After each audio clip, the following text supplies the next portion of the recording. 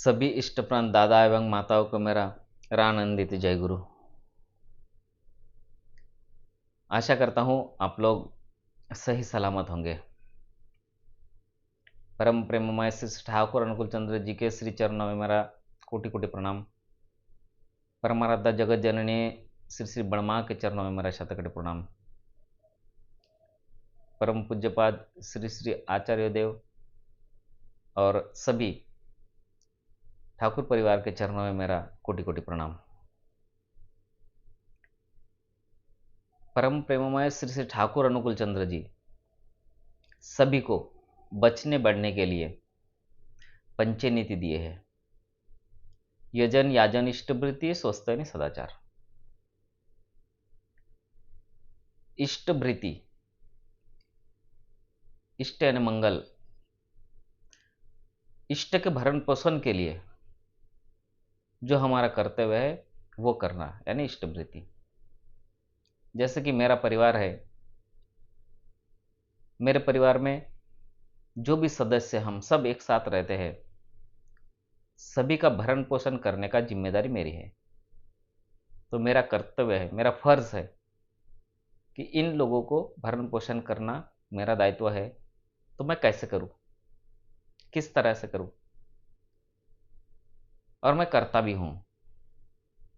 कोई भी अगर घर का गार्जियन हो, दायित्व पालन करने वाला व्यक्ति हो, तो वो उससे जुड़े हुए सभी सदस्यों का भरण पोषण अवश्य करता है। उसी तरह इन सभी सदस्यों के साथ जिनको मैंने अपने जीवन में गुरु के रूप में स्थान दिया है,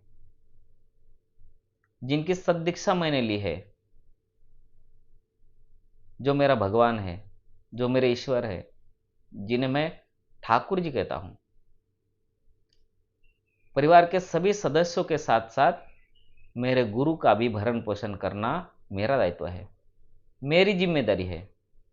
तो मैं कैसे करूं, ये खुद मैं जानूं, मुझे करना ही है। अगर मैं खुद का पेट भर रहा हूं, मेरे साथ परिवार के सदस्यों का पेट भर रहा हूं, तो मैं अपने गुरु को भी भरण पोषण कर सकता हूं। और भरण पोषण करना मेरा कर्तव्य है, मेरी जिम्मेदारी है। एक बार श्री श्री ठाकुर जी वार्तालाप कर रहे थे भक्तजनों के साथ बैठकर। वार्तालाप करते करते विषय निकला इष्टभृति का। वहां पर श्रद्धेय प्रफुल्लदा भी उपस्थित थे। प्रफुल्लदा ने श्री ठाकुर जी से पूछा, ठाकुर जी, कई लोग कहते हैं, सवाल पूछते हैं कि अगर अशौच काल है तो क्या अशौच काल में इष्टभृति कर सकते हैं, या फिर अशौच काल में इष्टभृति भेजने का दिन आ गया है तो क्या इष्टभृति हम भेज सकते हैं। श्रद्धेय प्रफुल्लदा के इस सवाल पर परम प्रेममय श्री श्री ठाकुर जी ने कहा, हाँ निश्चय।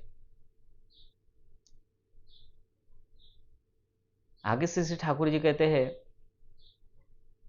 जिनके द्वारा, जिनके हाथों से तुम इष्टभृति करा रहे हो, उनके माध्यम से अशौच काल में अगर इष्टभृति का दिन आता है तो तुम इष्टभृति उनके द्वारा भेज सकते हो।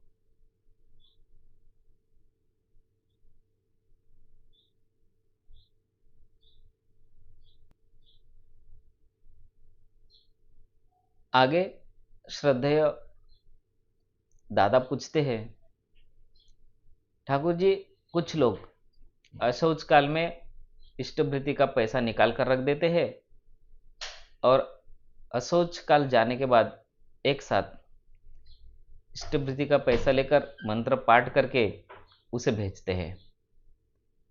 तो क्या ऐसा करना सही है? तो श्री श्री ठाकुर जी ने कहा, सही तो है, पर ऐसा करने से अच्छा है जब अशौच काल में तुम किसी और के जरिए, किसी और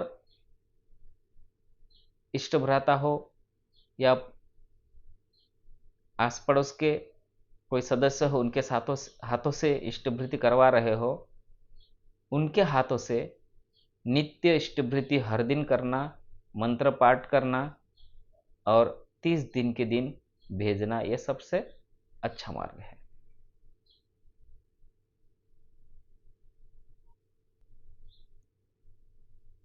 आपका कोई रिलेटिव या पड़ोसी इनके हाथों में पैसे रखकर मंत्रोच्चार करके नियमित रूप से इष्टभृति करना सही है, क्योंकि अगर आप ऐसे करते हैं और अशौच काल में ही 30 दिन यानी इष्टभृति भेजने का दिन आता है तो भेजने के लिए कोई असुविधा नहीं होता है। जैसे ही 30 दिन होता है तो जिस परिवार के सदस्य हो या पड़ोसी के हाथों से आप इष्टभृति करवा रहे हो, उन्हीं के माध्यम से आप इष्टभृति भेज सकते हैं।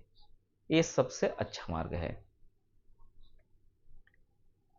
इसके बाद फिर से प्रफुल्लदा ने एक सवाल किया, ठाकुर जी, अगर हमारा कोई रिलेटिव या फिर पड़ोसी जिसके हाथों से हमें इष्टभृति करवाना है, वो अगर सत्संगी ना हो, अगर वो नॉन सत्संगी हो, तो क्या उनके हाथों से इष्टभृति करवा सकते हैं? तो श्री श्री ठाकुर जी बोले, हाँ जरूर करवा सकते हैं।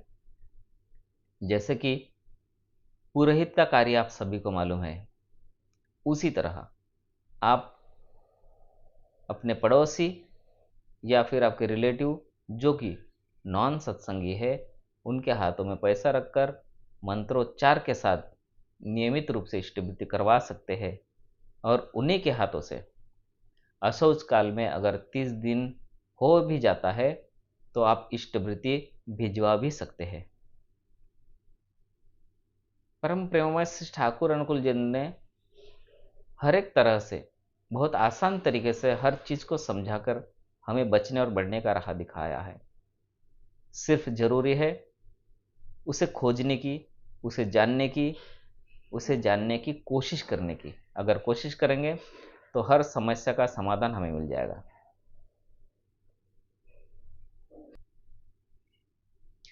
इस तरह से परम प्रेममय श्री ठाकुर हमारे लिए बचने और बढ़ने के लिए कई आसान तरीके बताए हैं। कई ग्रंथ के माध्यम से, कई वाणियों के माध्यम से हर सवाल का जवाब ठाकुर जी ने दिया हुआ है। बस ढूंढने की जरूरत है, जानने की जरूरत है। जैसे कि दीपरख की द्वितीय खंड में श्री श्री ठाकुर जी ने यह स्पष्ट कहा है इष्टभृति के बारे में कि आप अशौच काल में इष्टभृति भेज सकते हो। कैसे? तो जिस आपके घर के सदस्य या पड़ोसी के हाथों से आप इष्टभृति करवा रहे हो, उनके हाथों किसी भी समस्या से बाहर निकल परे होकर आप इष्टभृति भिजवा सकते हो।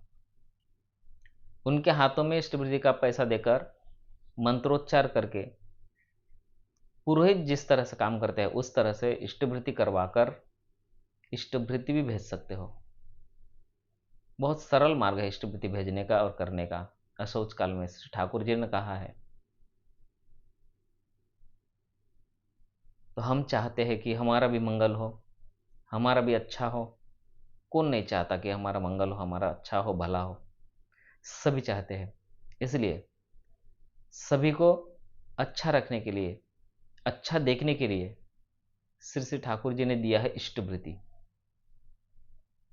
और जो इष्टभृति करता है वो जानता है कि इष्टभृति का फल कितना मीठा है। ठाकुर जी ने एक वाणी के माध्यम से कहा है, यजन याजन इष्टभृति करने से काटे महाभीति।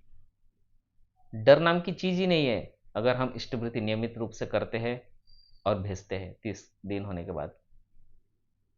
श्री ठाकुर जी ने अभयवाणी दिया है कि तुम जितना भी पाप किए हो, गोहत्या क्यों ना किए हो, कितना भी बड़े बड़े समस्याओं का समाधान आपका हो जाएगा। अगर आप ठीक से नाम जप करोगे, नाम ध्यान करोगे, इष्ट भृति करोगे, तो तुम्हारा भला होने से कोई नहीं रोक सकता, कोई नहीं टाल सकता।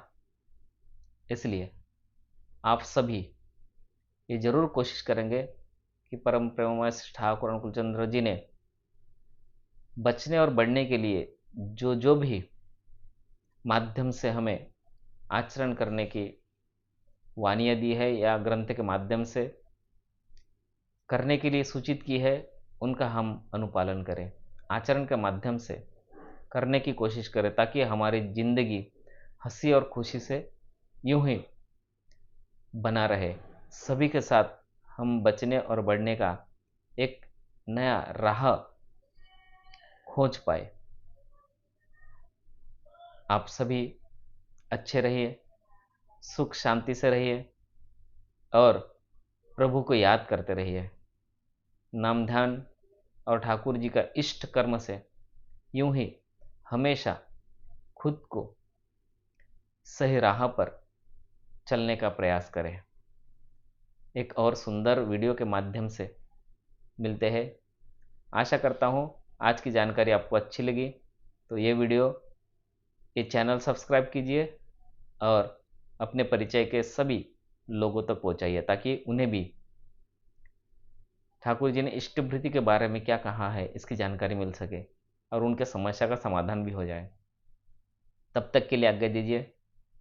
सभी को जय गुरु।